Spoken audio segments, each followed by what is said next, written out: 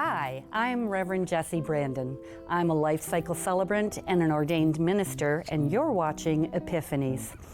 Epiphanies is the place where I get to bring the two things I love most in the world together, people and books. So today I have with me Karen Kessler. She's the founder of Level Up, Leadership Capacity Builder, and we are talking about Illusions, Adventures of a Reluctant Messiah. So, just to tell you a bit about Karen, she's a geek, married to a geek. Love it. She's addicted to tackling mind-bending topics. Karen is always on the lookout for empowering perspectives and truths that give us more choice. It fueled her research into next-level leadership, and now she loves working with leaders to increase their resilience, confidence, and impact in the world through her skill development trainings and the Next Level Leader community. Oh, I love this. Together we soar. Together we soar. That is so cool. Karen, thank you so much for coming today. It's a pleasure to see you. Thanks for having me, Jessie. I've been very much looking forward to this. Very good. May I have your book? Yes. So, Illusions, The Adventures of a Reluctant Messiah. And it is by Richard Bach. Oh, author of Jonathan Livingston Seagull and One. So it, more than a great national bestseller, it's a great way of looking at life. I love it already. Please, Karen, tell me, why did you choose this book? This was a book that my friends and I were reading in high school, actually. Oh, yeah. And this was a book that has stuck with me my whole life. Like, I integrated the learnings into it. There's sections of the book that I wrote out. In fact, I was looking for them. I wanted to bring them. I had this parchment paper, and I wrote them out in calligraphy and created this whole piece for myself. My email signature has a quote from the book. When we got our first commercial space in when we were down in Toronto, the wall, when you came in, I paid to get a quote from Richard Bach, put what you saw as soon as you walked in. Oh, that's so beautiful. I love it. Yeah, this has affected my entire life. It was really easy to choose this book. Oh, very cool. So please tell me about the book. All right. So one of the things that Richard Bach speaks to in his opening is the fact that he hates writing. Really? But when sometimes an idea sort of breaks down, takes you by the throat and say, you will write about me. And he's a pilot, and so he was thinking about, what if someone like a Messiah, someone were to just, park his biplane next to his in the field, that actually understands how the entire world actually works, knows what's going on behind our reality as we see it. They could just offer him all the secrets. And what would that be like? What would they be like? Yeah. And so he decided to write the book about that story, that if this person popped down and talked to him about it. Now the thing is, the Messiah that's in the story has quit. The book starts with him kind of on the field going, I'm not going to be a Messiah anymore. I get how it works. People want me to heal them. People want me to change things. No, I'm done. I'm just going to be happy. Does he say why he quits? Yes. So there's a really cool story at the very beginning. In fact, if I read it, I think it will help you understand. Perfect. He's got these handwritten pieces at the beginning. Nice. But there's a story within these. So let me just read those. Okay, perfect. I belong to a book club, and I love when people read out loud to me. So I'm just going to sit back. All right. Once there lived a village of creatures along the bottom of a great crystal river. The current of the river swept silently over them, all young and old, rich and poor, good and evil, the current going its own way, knowing only its own crystal self. Each creature, in its own manner, clung tightly to the twigs and rocks of the river bottom, for clinging was their way of life, and resisting the current, what each had learned from birth. But one creature said at last, I'm tired of clinging, though I cannot see it with my eyes. I trust that the current knows where it is going. I shall let go and let it take me where it will. Clinging, I shall die of boredom. The other creatures laughed and said, Fool, let go, and that current you worship will throw you tumbled and smashed across the rocks, and you will die quicker than boredom. But the one heeded them not, and taking a breath did let go, and at once was tumbled and smashed by the current across the rocks. Yet in time, as the creature refused to cling again, the current lifted him free from the bottom, and he was bruised and hurt no more. And the creatures downstream, to whom he was a stranger, cried, "See a miracle, a creature that are like ourselves, yet he flies. See the Messiah come to save us all." Oh. And the one carried in the current said, "I am no more Messiah than you. The river delights to lift us free, if only we dare let go. Our true work is this voyage, this adventure." So it goes on, and I think what's happened to the Messiah in his story is I think you get tired of telling people that there is more for them, and people are just looking outside of themselves all the time. Right. And so he was miserable. Yeah. And so he talked to God, and God said, "You know what? It's thine will be done. I am here to help you with what you want to do. So if you don't want to do that anymore, don't do it." That is so cool. So I he never, quits. yeah, I never thought of that phrase. Thy will be done. Right. I always thought it meant the creator as opposed to the person. Wow. Very cool. So you've told me, obviously, how this book impacted you, if you've done so much to carry it through your life. Has it helped you to change your ways of dealing with life, or did it set you on a path? I mean, how fortunate to have something like that in high school and to get it. Yeah. You know, I like that. So I grew up with a lot of shoulds. There were a lot of rules that I couldn't understand where they came from, but it created a pathway, a sort of only way of being. My parents did a very good job of saying, you know, this is what works in the world and this is how to be.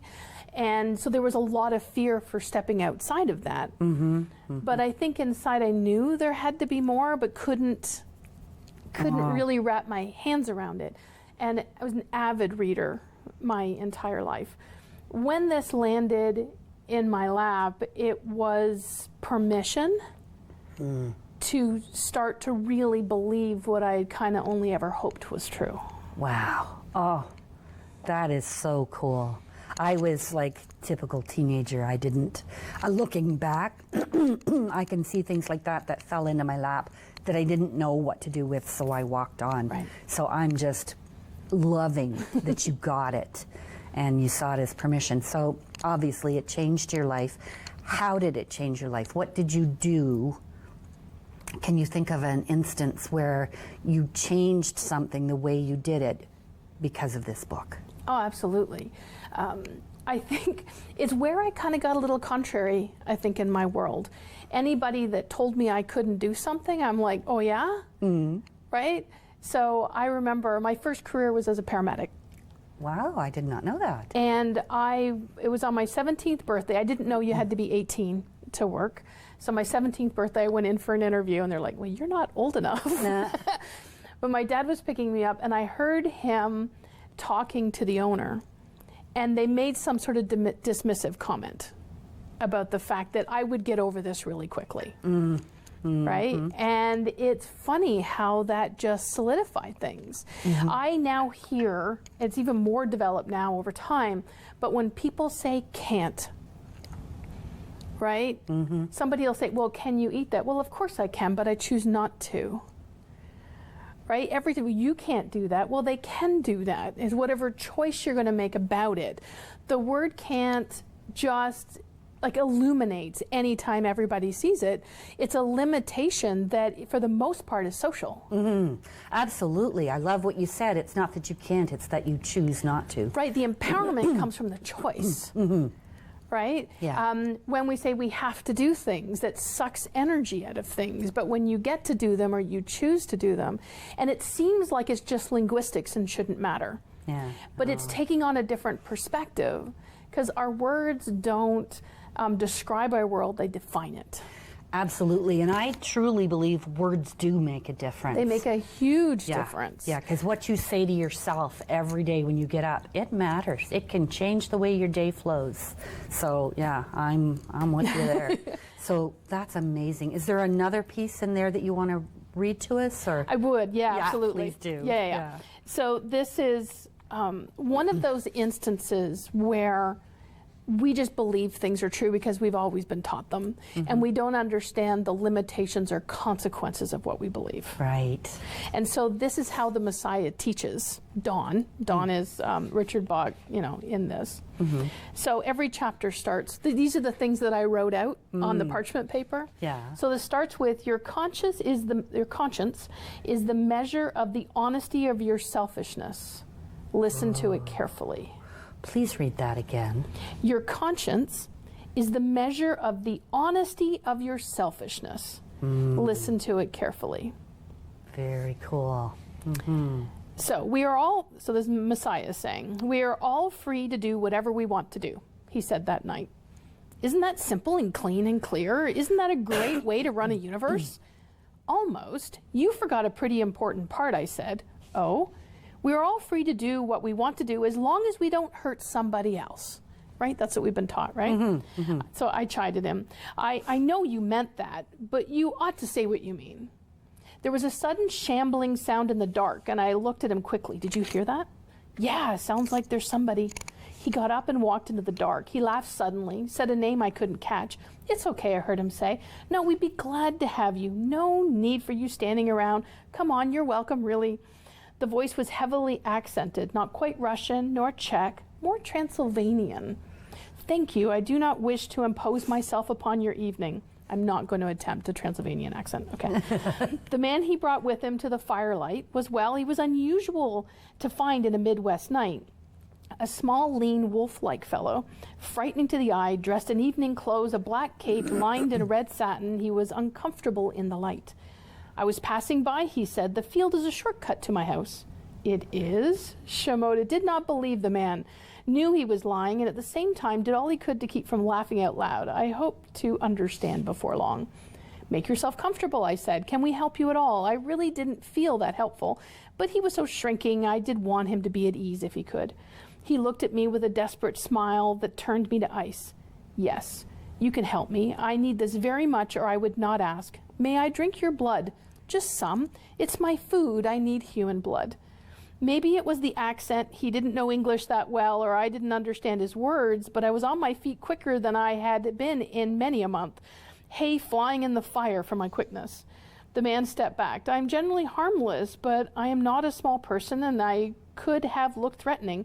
He turned his head away. Sir, I'm so sorry. I'm sorry. Please forget that I said anything about blood, but you see... What are you saying? I was the more fierce because I was scared. What in the heck are you saying, mister?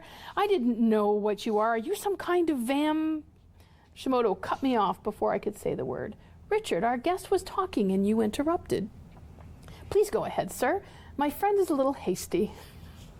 Donald, I said, this guy, be quiet. That surprised me so much that I was quiet, and I looked a sort of terrified question at the man, caught from his native darkness into our firelight.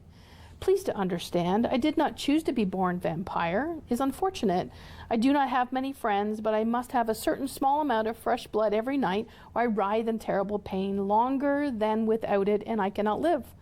Please, I will be deeply hurt. I will die. But if you do not allow me to suck your blood, just a small amount, more than a pint I do not need. He advanced a step toward me, licking his lips. One more step and there will be blood, all right, mister. You touch me and you die. I wouldn't have killed him, but I did want to tie him up at least before we talked much more. He must have believed me, for he stopped and sighed. He turned to Shimoda. You have made your point? I think so. Thank you. The vampire looked up at me and smiled, completely at ease, enjoying himself hugely, an actor on stage when the show is over. I won't drink your blood, Richard, he said in perfect friendly English, no accent at all. As I watched, he faded as though he was turning out his own light. In 5 seconds, he had disappeared. Shimoda sat down again by the fire. Am I ever glad you don't mean what you say? I was still trembling with adrenaline, ready for my fight with the monster. Don, I'm not sure I'm built for this. Maybe you'd better tell me what's going on. Like, for instance, what was that? Dot was a vampire from Transylvania, he said in words thicker than the creature's own. Or to be more precise, Dot was a thought form of a vampire from Transylvania. If you ever want to make a point you think somebody isn't listening, whip him up a little thought form to demonstrate what you mean. Do you think I overdid him with the cape and the fangs and the accent like that? Was he too scary for you? The cape was first class, Dawn, but that was the most stereotyped, outlandish. I wasn't scared at all. Oh, well, but you got the point at least, and that's what matters. He says, what point? Richard, in being so fierce towards my vampire, you were doing what you wanted to do, even though you thought it was going to hurt somebody else. He even told you he'd be hurt. He was going to suck my blood, which is what we do to anyone when we tell them we'll be hurt if they don't live our way. Wow. I was quiet for a long time thinking about that. I had always believed that we are free to do as we please, only if we don't hurt another, and this didn't fit. There was something missing. The thing that puzzles you, he said, is an accepted saying that happens to be impossible. The phrase is hurt somebody else. We choose ourselves to be hurt or not be hurt, no matter what. Us who decides, nobody else. My vampire told you he'd be hurt if you didn't let him. That's his decision to be hurt. That's his choice. What you do about it is your decision, your choice. Give him blood, ignore him, tie him up, drive a stake of holly through his heart. If he doesn't want the holly stake, he's free to resist in whatever way he wants. It goes on, choices and choices. Wow. That's incredible, because I was so caught up in the story, I wasn't thinking about what the point was. Right, which is what makes the point land so beautifully with the storytelling. Yeah. And so he's used this book to do that. He's just gone through and take these things that were taught generation after generation, and even the golden rule has become the platinum rule. We continue to expand it. Yes. But not really understanding the power we're taking away. Right, because I always say to my daughter now, I didn't raise her this way because I wasn't awake or aware, unfortunately, but we've come to it, so that's good. But I always say to her, you're choosing to be hurt. You're choosing that energy. So think about it. Is that how you want to be in the world? Is that how you want to make yourself feel? You know, I can't hurt you. You can only hurt yourself. And that's a really tough concept to get your mind around, I think. What do you think? It is, which is one of the reasons I've found a way to teach it. So one of the things I do, and I'll just use this as an example, come to understand that we're in the center of a circle of awareness, right? If you know anything about sacred geometry, that's part of what they teach, the sort of, even how the earth was created, the 7 days, is how the sacred geometry, the flower of life, gets started. So if we're in the center and we have 360-degree awareness, our perspective is the 1 degree we've chosen. So when we run into somebody else who's chosen a different perspective, they're still looking at the same thing we are, just from a different perspective. Right. So anything that we walk into, even we're having this conversation together, but we're coming at it from 2 different perspectives. As a leader, our ability to be able to see and recognize as many perspectives as possible allows us to see what's going on, to be in someone else's shoes. I think that's where empathy comes from. And when we can hear the things in our world that just seem absolute and start to question them, right? What was going on? What was the perspective that person had when that, like, why did they say that? What is the perspective that, and does it serve me right now? Right? So understanding that we have all this choice, right? We can choose to be hurt, we can choose to learn from it, we can choose to pass it on, we can choose to ignore it. We get to choose what energy we put where. Yeah, absolutely. But understanding that it's all real, it's all truth. Right? Yeah. It's just, which slice do you want to look at today? Yeah. Which slice will take you where you want to go? Yeah, and that puts me in mind of what I was told was the indigenous perspective of coming in on the degree that you've chosen to learn in this life, and that a full lived life system, as in coming back many times, is getting all of those degrees, and you can do more than one in a lifetime, which is what I hear you saying. But I think that that's the journey. It is getting all of those perspectives and understanding that it's all truth. Absolutely. Yeah. One of the things that, and I haven't studied access consciousness, but I've heard them say a lot, they'll challenge, is that really true? And one of the things that I want to change about that, since I've been doing this work, is to ask instead, what else is also true? Oh, I like that. right? Yeah. If we actually create our own reality, if we want to take that as a given, then just because what someone has said sounds limiting doesn't mean that it's not true for them. It's in their reality, they've created it. Right. So why should I tell them it's not real? Who am I to tell them the reality they've created is no longer valid? Really? Now, I find that interesting because if I understand correctly, my work, as it were, is to help people who are just waking up to themselves, and it's about changing their perspective for themselves, about themselves, so that they can see the world differently, Right. and live better. And that sounds like it's different to what you just said. So it's a tweak, but I think it's a powerful tweak.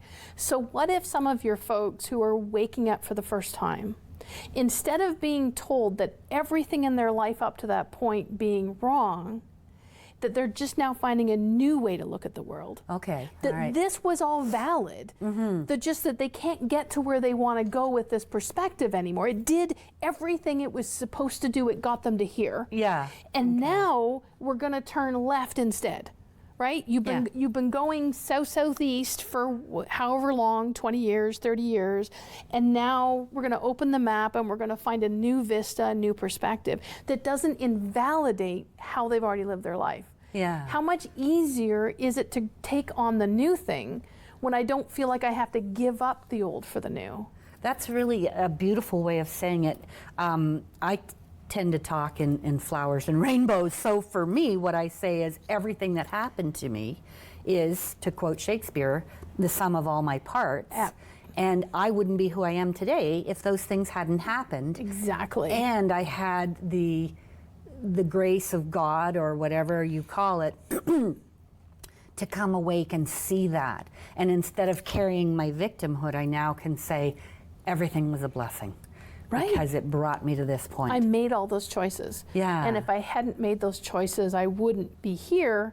It's like when I went to Switzerland, right? You climb and you climb and you climb and you climb and you climb. And yeah, your feet hurt, and yeah, you're out of breath, and yes, you're hungry. But if you don't make all those steps, you haven't gone through that, you don't get the beautiful vista at the top. Yeah. You can't look back down on the winding path that you were on. Yeah. And I think that too often people don't feel like they can claim with joy where they are right now. Yeah. Because they feel like they were making mistakes the whole time. Exactly. Oh, I love that. It's funny because what you're saying resonates with me, and I know that, but it's always beautiful to hear it in someone else's words so that you get that different perspective about the journey. Because I used to walk around saying how sad my life was, that all of these things had happened, and I just, woe is me. And when someone finally woke me up to that, what they actually said to me was, I know your story, dear. Now tell me who you are. Oh, I love it. Isn't that beautiful? And I was so insulted. Awesome. Yeah, it was wonderful because it made me so mad that I had to think about it. I had to keep turning it and say, what did she mean by that? And Exactly. oh, who am I? And of course, then the years of finally seeing who I am has changed everything. Yeah. And now So you found a new perspective to look at all of that reality. Absolutely. Which didn't invalidate when you felt like you were a victim, because that's what was driving you. Yes. Our coping mechanisms are coping mechanisms because they work. We only do what works. Yes, absolutely. And That's we how- only do what we know. Exactly. So that's what's so beautiful is That was that Maya Angelou, right? Once we know better, we do better. do Or better. when we know more, we do more. Yeah. Yeah, absolutely. And that's the whole point, is what I invite my clients to do is just live the question instead of fighting or seeking the answer. Just live the question. What does that feel like? How can you change that question and just make it look different? Make it, see it from another perspective, One of the things I love about what you just said is that curiosity is the emotion of the present, is what brings us present. So when you talk about living with questions, right, it keeps you very present. When we're seeking into the future, the answer is only ever in the present. So when you're seeking and trying to force it, you're out in the future. Absolutely. Well, Rania Marie Rilke said that. Is Love live it. the questions, and eventually you'll come to the answers. You know, and the answer is just that I am absolutely perfect, just as I am. Yep. All of the parts, everything is beautiful. So tell me what you're doing in your life today. It's getting this message out, right?